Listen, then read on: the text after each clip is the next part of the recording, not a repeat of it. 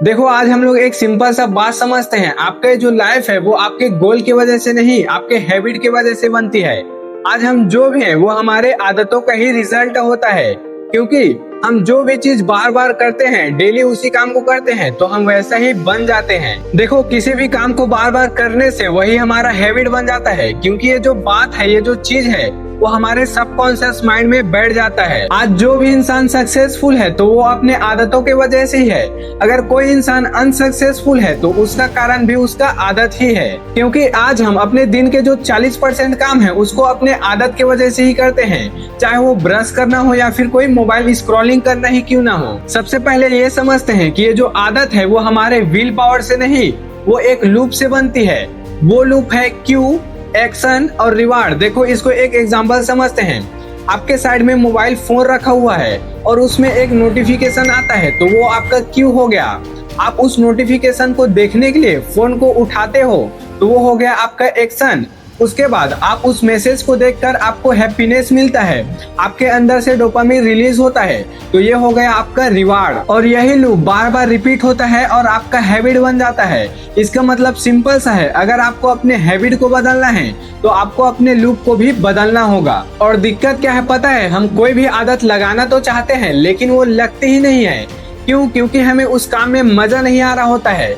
देखो, अगर आपको कोई भी आदत को लगाना है या फिर किसी भी आदत को छोड़ना है, तो उसमें एक चीज का बहुत बड़ा रोल होता है, वो है आपका मजा। किसी भी चीज में जब मजा आता है तो वही हमारा हैबिट बनता है। और देखो, ये जो मजा है वो हमें अपने डोपामिन से मिलता है। इसके बारे में आपने इंटरनेट में कहीं ना कहीं तो सुना होगा। ये जो डोपामिन है वो हमारे शरीर में एक लिमिट मात्रा में होता है, जिसे हम रील्स देखने या फिर कोई भी अन्य काम करने में ऐसे ही वेस्ट कर देते हैं। देखो, किसी भी हैबिट में दो तरीके का पेन होता है, एक तो गुड पेन हो गया और एक बैड पेन।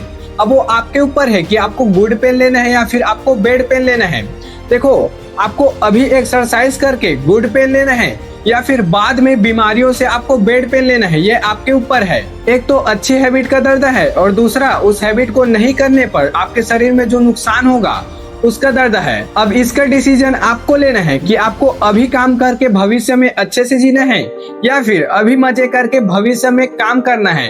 इसका डिसीजन आपके पास है। तो अब चलिए ये समझते हैं कि किसी भी हैबिट को कैसे बनाएं। तो इसको हम लोग 5 स्टेप से समझते हैं। सबसे पहला स्टेप है छोटी शुरुआत।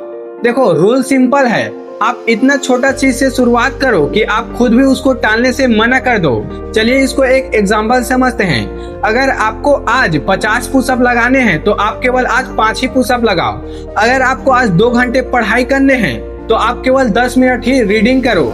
अगर आपको पूरा एक चैप्टर कवर करना है आज ही में, तो आप केवल 1 या फिर 2 पेज से ही स्टार्ट करो, क्योंकि आपका जो हैबिट है वो एक ही बार में करने से नहीं, वो कंसिस्टेंसी से बनती है। अब दूसरा स्टेप है सेम टाइम और सेम प्लेस। देखो, आदत तभी बनती है जब हमारे ब्रेन को एक पैटर्न मिल जाता है, एक अच्छा सा पैटर्न पता चल जाता है। अगर आपको डेली पढ़ाई करना है तो आप एक ही टाइम चुनो और उसी में पढ़ाई करो।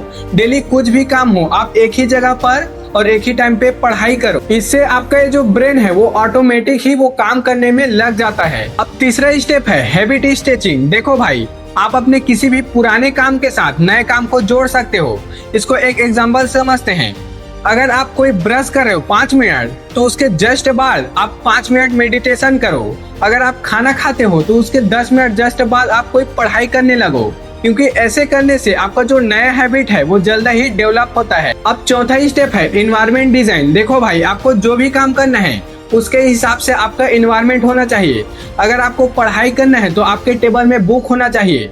अगर आपको कोई एडिटिंग का काम करना है तो आपके मोबाइल या फिर लैपटॉप में फुल चार्ज होना चाहिए, क्योंकि अगर आप उस काम के लिए पहले ही व्यवस्थित ढंग से आप उस काम को रखोगे तब आप उस काम पर अच्छे से एक्शन ले पाओगे।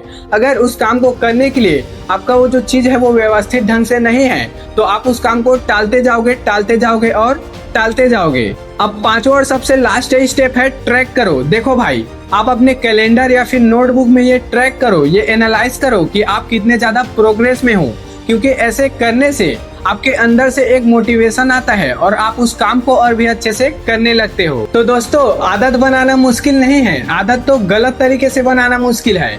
आज आप लोग एक आदत चूज करो और उसको कमेंट में जरूर लिखो। और हाँ, ये एक बात जरूर से याद रखना कि आप एक दिन में कोई भी लाइफ चेंज नहीं कर सकते, लेकिन उसी एक एक दिन के हैबिट से आपका जो लाइफ है वो चेंज होने लगता है।